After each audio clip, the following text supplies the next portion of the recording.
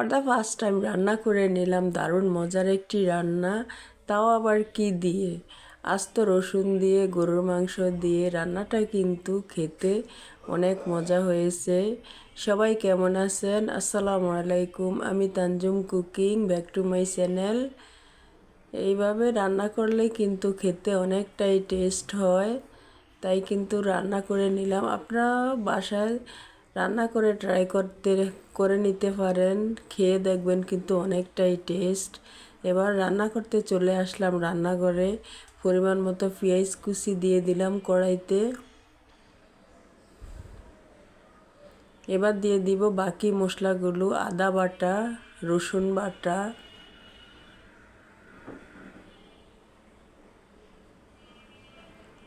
স্বাদ মতো লবণ, হলুদ গুঁড়া,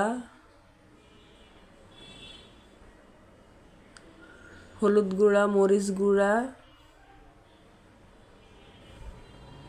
জিরার গুঁড়া,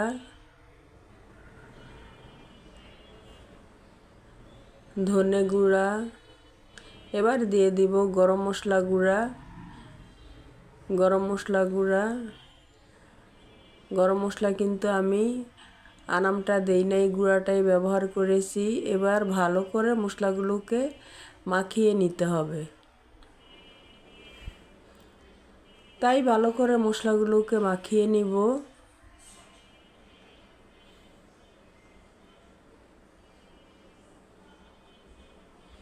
মশলাগুলো মাখানো শেষ। এতে দিয়ে দিব এবার ধুয়ে রাখা গরুর মাংসগুলি। এখানে তেল, চর্বি, গরুর মাংস, হাড্ডি সব কিছু একসাথে করে দেওয়া আছে। এগুলো কিন্তু আমি ছোট পিস করি নাই, বাজার থেকে যেরকম বড় বড় পিস কিনে নিয়ে আসছে ঠিক ওরকমই রেখেছি। বড় পিস রাখলে কিন্তু মাংসটা তাড়াতাড়ি সিদ্ধ হয়ে যায়, খেতেও কিন্তু অনেকটা টেস্ট লাগে। মাখানোটা শেষ। এবার দিয়ে দিব 2 টেবিল চামচের মতো সরষের তেল। এবার চুলাটাকে জ্বালিয়ে দিব। চুলাটাকে প্রথমত একেবারে হাই হিটে রেখে মাংসটাকে একটু নাড়াচাড়া দিয়ে দিব।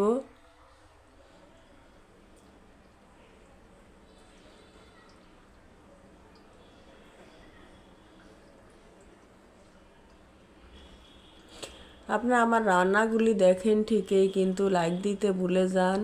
প্লিজ একটি লাইক দিয়ে দিবেন, লাইক কমেন্ট শেয়ার করে দিবেন।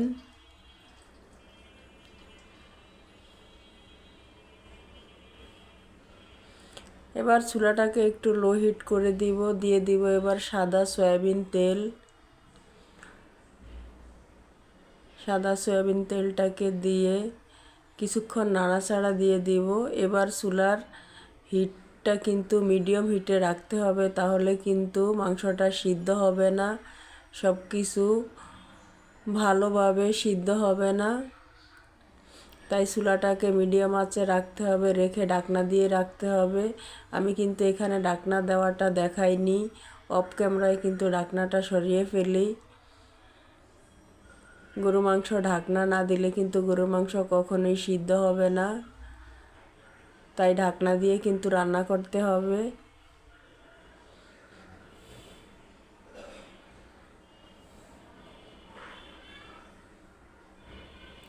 আমার রান্নাগুলি যদি আপনাদের একটুও ভালো লেগে থাকে তাহলে একটি লাইক দিতে ভুলবেন না। এবার আমি দিয়ে দিব আরেকটু কাঁচা পেঁয়াজ। গরু মাংসতে কিন্তু অনেক বেশি মশলা লাগে, পেঁয়াজটা একটু বেশি লাগে। যত বেশি পেঁয়াজ হবে ততই কিন্তু গরু মাংসটা খেতে অনেকটাই টেস্ট হবে। এবার কিছুক্ষণ নাড়াচাড়া দিয়ে দিব। আমার রান্নাগুলি যদি আপনাদের একটুও ভালো লেগে থাকে তাহলে কিন্তু আমার চ্যানেলটিকে সাবস্ক্রাইব করে আমার পাশে থাকবেন, লাইক কমেন্ট শেয়ার করে দিবেন।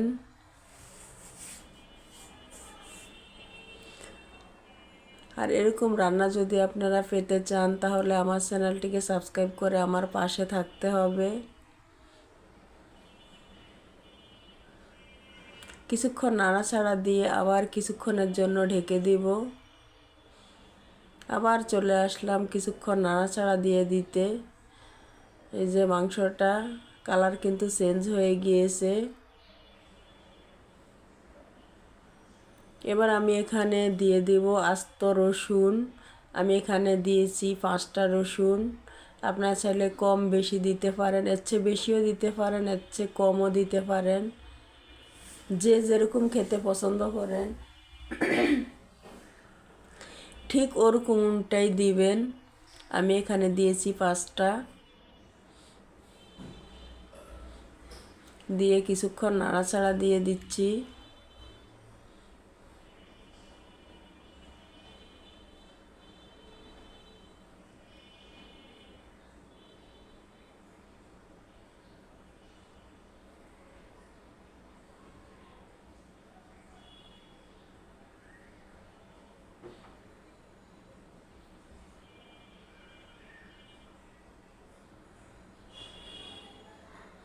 কালারটা মাশাআল্লাহ দেখতে কিন্তু অনেক সুন্দর হয়েছে। আবার চলে আসলাম আরেকটু নাড়াচাড়া দিয়ে দিতে।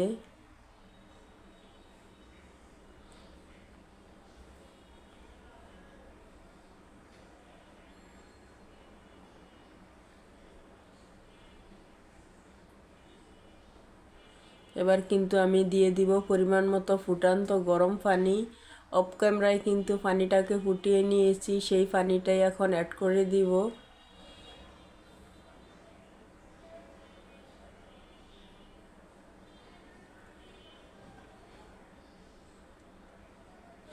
এভাবে কিন্তু গরু মাংসটা রান্না করলে খেতে কিন্তু দারুণ টেস্ট। আপনারা বাসায় রান্না করে খেয়ে দেখবেন। আমার কাছে তো অনেকটাই ভালো লেগেছে, কারণ আমি তো আর কখনো এইভাবে রান্না করে খাইনি। এই পর্দা ফার্স্ট টাইম রান্না করেছিলাম। খেতে কিন্তু অনেকটাই টেস্ট হয়েছে।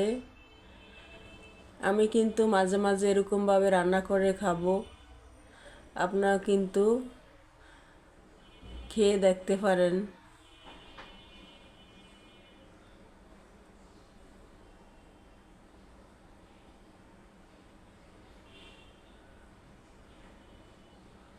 আবার কিছুক্ষণ নাড়াচাড়া দিয়ে দিতে চলে আসলাম রান্নাঘরে।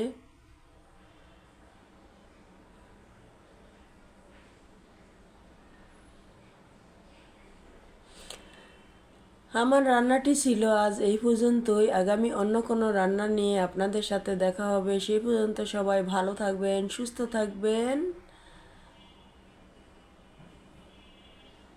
আল্লাহ হাফেজ। আসসালামু আলাইকুম।